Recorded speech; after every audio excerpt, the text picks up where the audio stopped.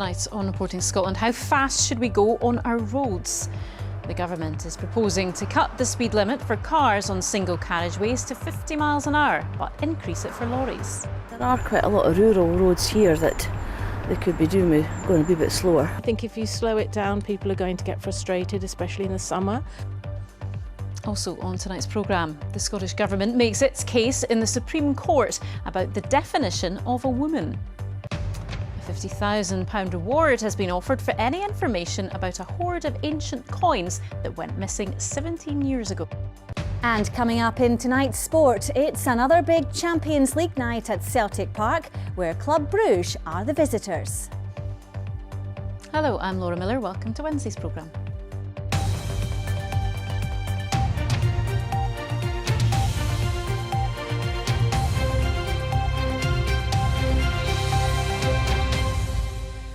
How fast should we be allowed to drive on single carriageways, and would lowering the speed limit save lives on our roads? Well, the Scottish Government wants to reduce the national speed limit from 60 miles an hour to 50, and they're asking for the public's views on it.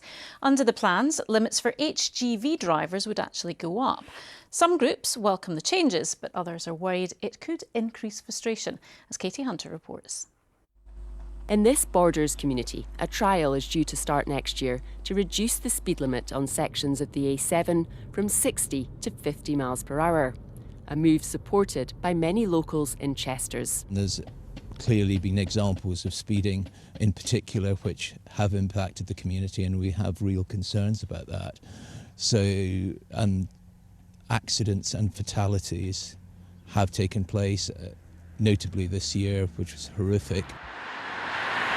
Now the Scottish Government is consulting on proposals to reduce the national speed limit on other single carriageways from 60 to 50 miles per hour. That could save 18 lives even in 1 year. I think people will have an attention to that, to understand that these are the most vulnerable areas and that this is something that from the sake of road safety and to save lives, we should take very seriously indeed. There are also plans to increase the speed HGVs can travel on single carriageways from 40 to 50 miles per hour, and on dual carriageways from 50 to 60 miles per hour. We're glad that the government have listened to what our industry's been saying. Essentially 2025 will mean that England and Wales have had a 10-year period where they've been driving at a different speed limit from Scotland, and the companies there have had access to efficiencies that Scottish companies haven't had. 155 people died on Scotland's roads last year. The Scottish Government says that forecasts suggest these changes could lead to a 23% reduction in road deaths within a year.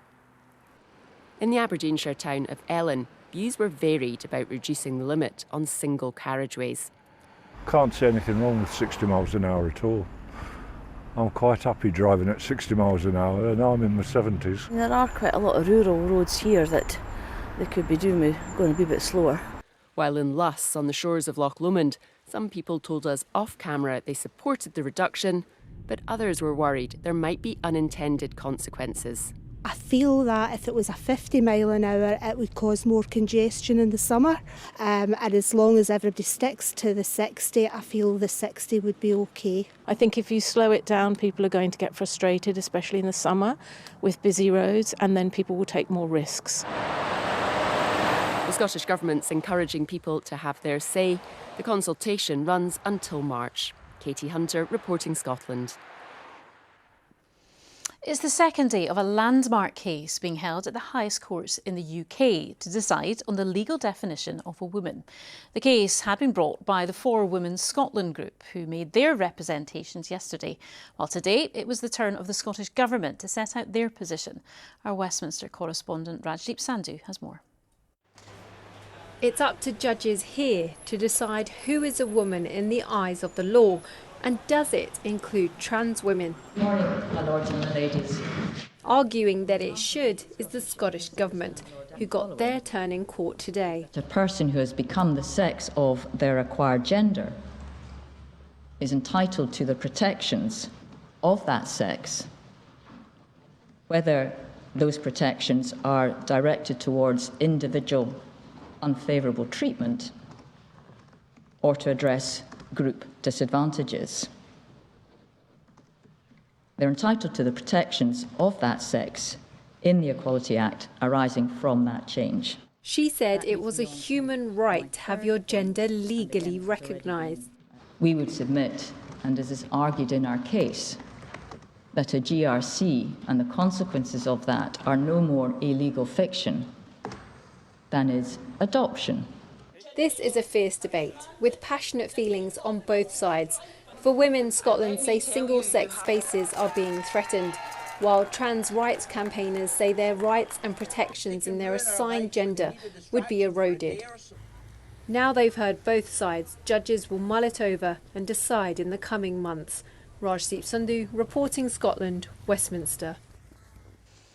Well, our political correspondent Phil Sim has been following proceedings at the Supreme Court in London for us. Phil, Rajdeep touched on it there, but just break down what happens next.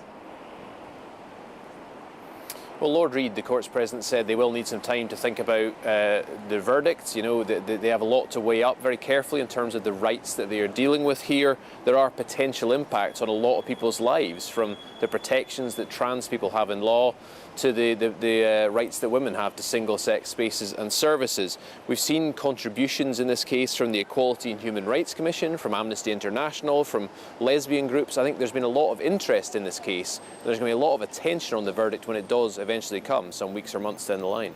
Yeah, and what are your thoughts then about the political impact of this case? I think there absolutely could be political impacts, not just across the road from here at Westminster, where, you know, there were calls in court again today for the Equality Act to be amended to clarify the law. There's also impacts for the Scottish Government. You know, how these arguments go down in court with the judges is one thing, how they land with the public at home is another. So John Swinney was at a press conference today and he was asked whether he believes that a man can become pregnant. He said no, but in court here his lawyer was saying that it shouldn't happen, but then went on to discuss circumstances where it potentially could. You know, Ruth Crawford, the KC, said that there were deep political waters that might be for Parliament to sort out rather than the courts. I think John Swinney is someone who's sympathetic to the arguments around the gender debate, whereas his predecessor Nicola Sturgeon was possibly more of an activist when it came to pushing for gender reforms. I think he would much rather not have to talk about this stuff, given how heated the debate can become, especially in the run-up to a Holyrood election. But when this ruling comes back, he may not have a lot of choice but to address it. OK, Phil Sim in London, thank you. To some of the day's other stories now. And police say there are no suspicious circumstances surrounding the death of a man in an explosion at his home in Clackmannanshire last month. 50-year-old Graham Green died in the explosion at his flat in Alloa. 3 other people were injured. Gas distribution company SGN confirmed the incident was not related to the external pipes and pipelines that make up the gas network. The traditional shout auction at Peterhead Fish Market is to be replaced by an electronic system. The Aberdeenshire town, the UK's largest fishing port, currently uses the old method of buyers calling out their bids for boxes of fish. Peterhead Port Authority says the aim is for the new system to go live in spring 2026. A psychologist has told a murder trial that autism affected the accused's behaviour to a significant degree on the day it's alleged he carried out attacks on 4 people. Dr Harry Wood said Finlay MacDonald was also affected by PTSD and depression at the time he's alleged to have murdered his brother-in-law in Skye and tried to kill 3 others. Joanne Macaulay reports from the High Court in Edinburgh. Finlay MacDonald is accused of attempting to murder his wife Rowena at their home in Skye.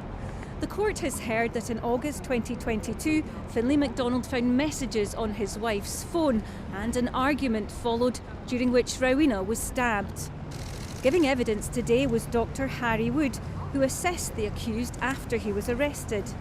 He said Finlay MacDonald had autism and a dependency on his wife. He said on the day he discovered she might want to leave him, he went into a state of panic.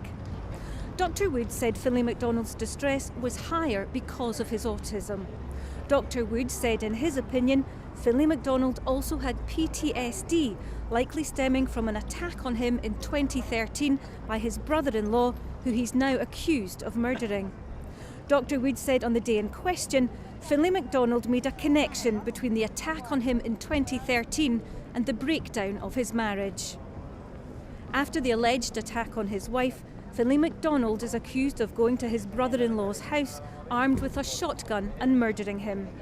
It's then alleged that he drove to Dorney on the mainland and shot an osteopath who he blamed for his back pain. Finlay MacDonald is also accused of shooting the osteopath's wife. The court heard that Finlay MacDonald probably had depression at the time of the events in 2022.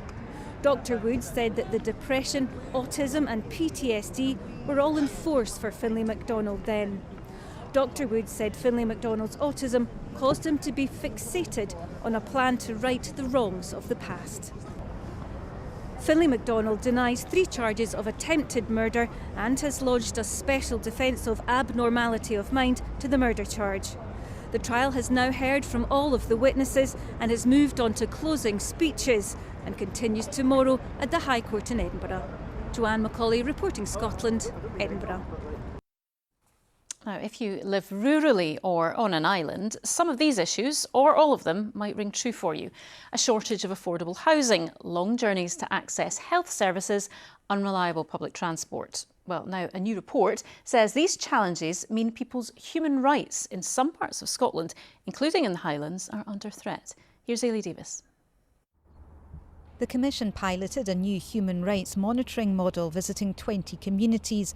It found evidence of difficulties caused by a shortage of affordable housing, centralisation of health services, fuel poverty and unreliable transport. Here in Caithness, it's almost as far north as you can go.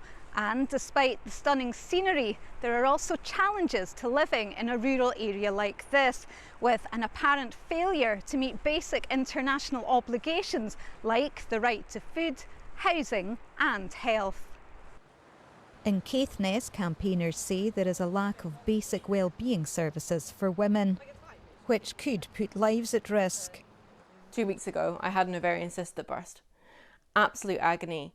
I didn't bother going to A&E because I know I'm not going to get a scan because it was a weekend at night. I'm not going to see a gynaecologist because we don't have one in the county who does out of hours. I wouldn't get a scan, I wouldn't have an operation, I wouldn't have any treatment, and then I would have to travel home again.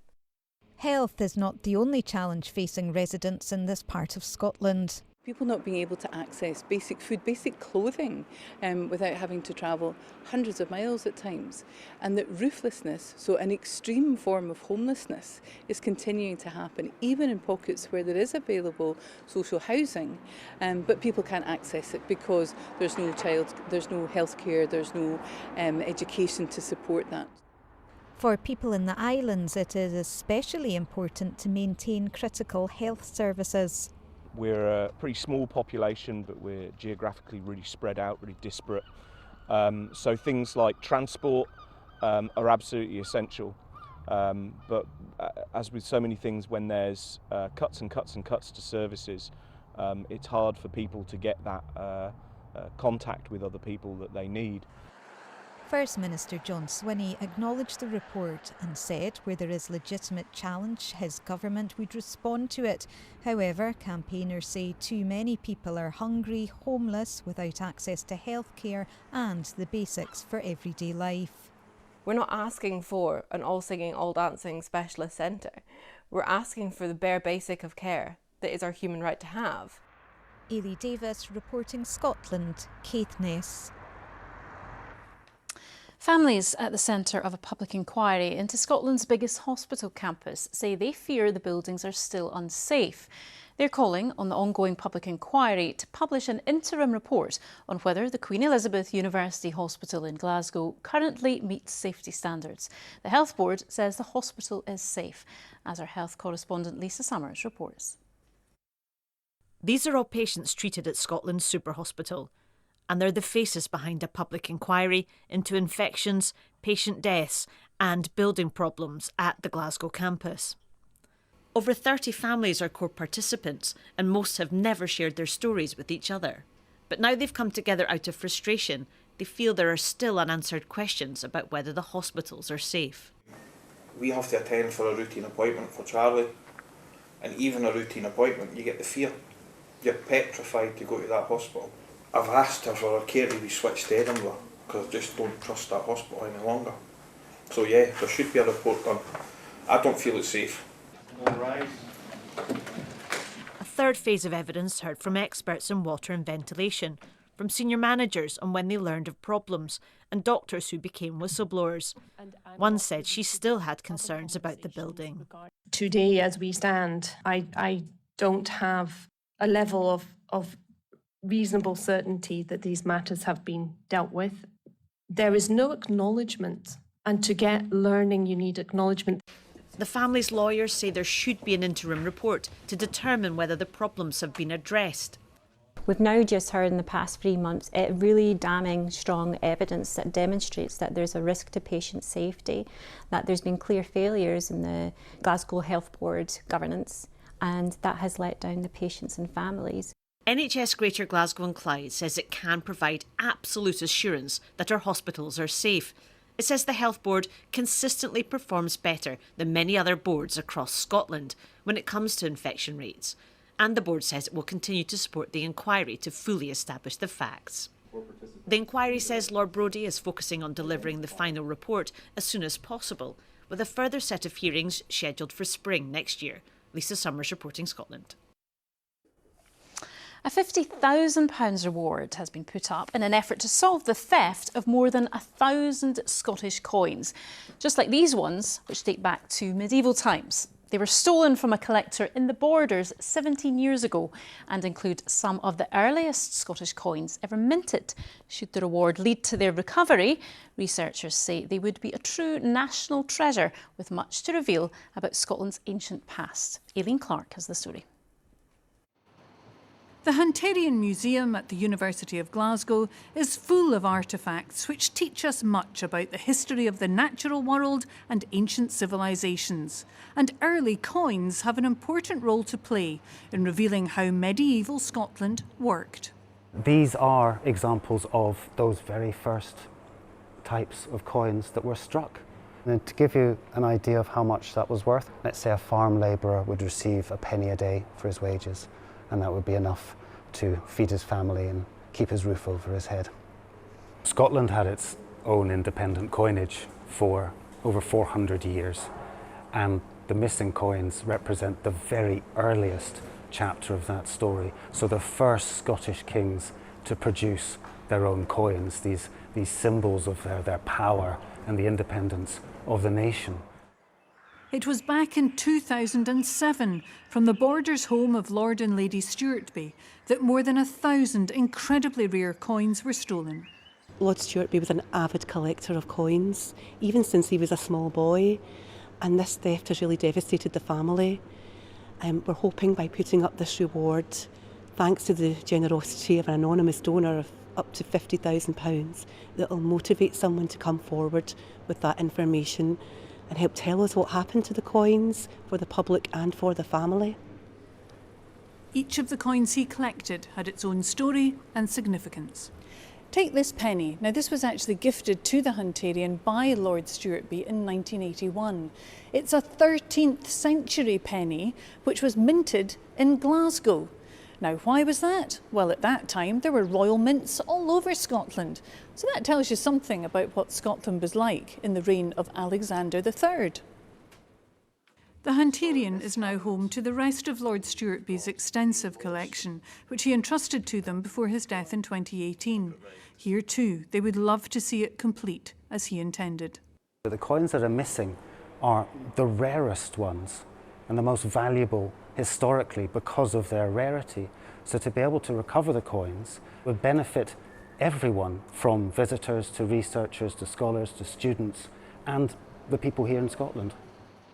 Aileen Clark, reporting Scotland, Glasgow.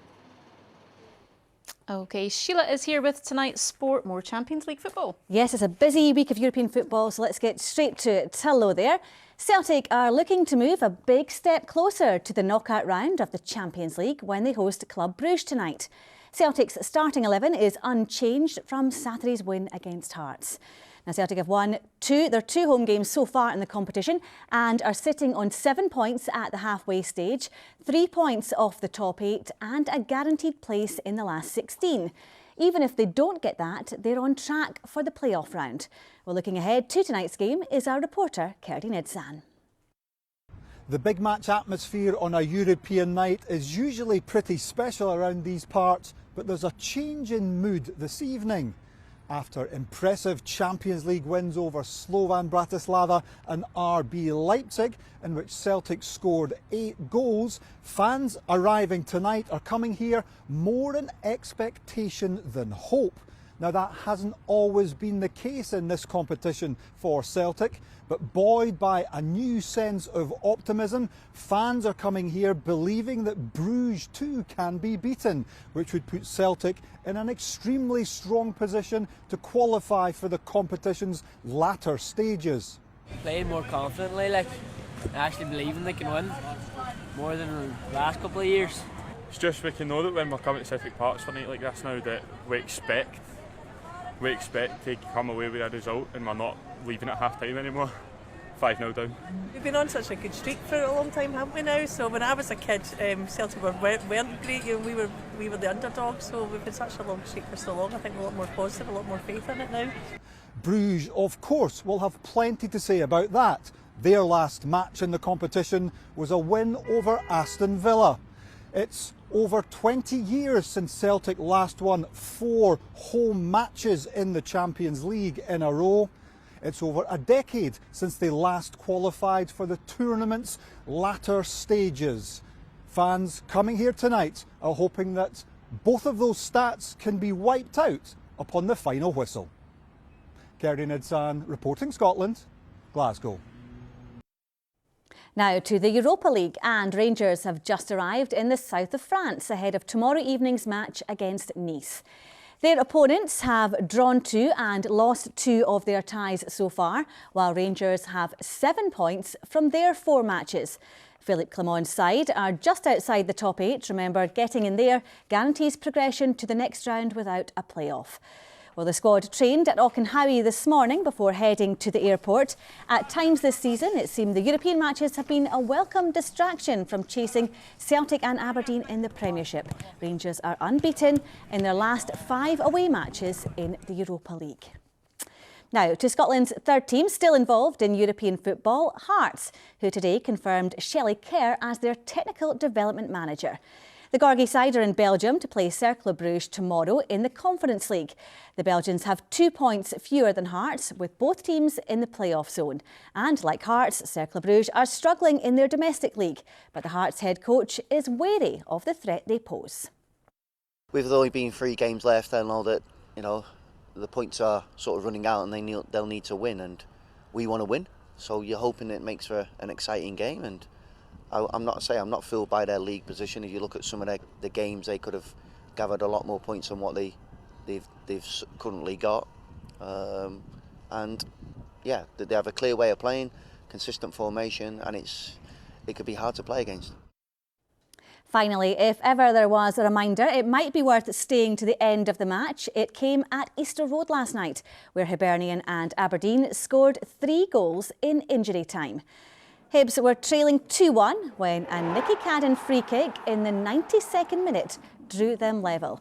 That was before Esther Sockler's acrobatic strike looked to have won it for the Dons. However, in the 96th minute, Rocky Bashiri's goal earned Hibs a point, eased the pressure on his head coach and caused great frustration for Aberdeen. There's a lot of questions being asked about the character of the group, and twice we've came back from behind tonight, right to the very end, and managed to rescue a point. And to be fair though, in a game which I firmly believe we deserve to win, we know again we've let ourselves down in certain areas tonight, but the attitude, the desire, the commitment, the togetherness within the dressing room tonight was clear for everyone to see, and I think the performance level was there as well. There was so much emotion in the game today, so sometimes this can happen. It's not nice when it happens. That's the football, and this situation is important. So we're going to learn from this, and we can mature as a team. And next time it happens, we're going to be much more compact and more clear in the situations. Goals galore there. Absolutely. And just a bit of news we've got coming in. Kilmarnock have confirmed Stuart Findlay will be out until the end of March after surgery to repair severe ligament damage. Okie doke. Lots to keep you busy. Thank you, Sheila. Now, coming up on the BBC Scotland channel at 9 o'clock, Hazel Martin goes behind the scenes with the scam interceptors as they try to keep people's money safe at Christmas. We try to monitor scam call centres who are based all over the world, And then, if we can identify that person, we'll try and find alternative means of contacting them so that we can actually stop them from paying out before the scam happens. So we've sort of intervened at an earlier point in the scam than, as far as I'm aware, anyone else who does investigative journalism about scams has been able to do before. And you can see more on that story on the 9 this evening.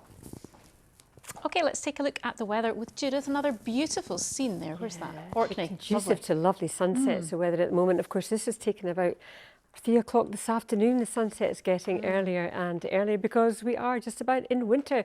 A very good evening to you, and indeed it was a chilly day, and for many of us it was a fine day as well. Now let's have a look at the pressure chart to see what's going on. We still have high pressure linked to us at the moment. It's gradually going to shift to the east as we head through tomorrow, allowing this weather front to move in and tightening of isobars, meaning strengthening wind as well later tomorrow night and into Friday. But what you will notice is how mild it's going to get, but it's certainly isn't good mild tonight. We already have temperatures well below freezing. A widespread frost has set in for many parts of the country, and with a still night we'll see some mist and fog forming too, especially down towards the southwest. Now temperatures widely -4 or 5 Celsius. I put money on seeing -10, maybe -11 across the northeast tonight, so a bitterly cold night with that frost and that fog. So first thing tomorrow, it's a dry start, chilly, some fog which could be slow to shift, but other than that, a glorious start to the day. Fine sunshine, although it will be cold, and for the afternoon, the Northern Isles feeling very well indeed, dry and sunny with light winds, bit of chill in the air, of course, and across northern and eastern Scotland. But inland, we could see temperatures really struggling to get much above freezing. It will feel cold everywhere, but winds will be light and the sun will be there. Across western Scotland, courtesy of that front, we'll start to see cloud moving in, a veil of high cloud here, and winds starting to strengthen along the west coast by the time we reach the end of the afternoon. A sign of things to come as we see that weather front gathering in the west, introducing rain over North Argyll, the northwest, the Northern Isles as well. Drier elsewhere, but certainly a cloud over as we head through the overnight period. So a cloudier day to come on Friday, and a windier day as well. Some bits and pieces of rain or drizzle at times. In the west, something a bit more persistent, and across northern Scotland. But here are those temperatures widely into double figures. You'll notice how mad it feels. Now, a quick snapshot of what's happening at the weekend, where it will be cloudier, rain at times, blustery, but again, those temperatures will be on the mild side. That's your forecast. Bit of everything, Judith. Thank you. Yes. And that is Reporting Scotland. Fiona Stocker will be here with your late news at 10:30 tonight. Until then, from everyone on the team, enjoy your evening. Good night.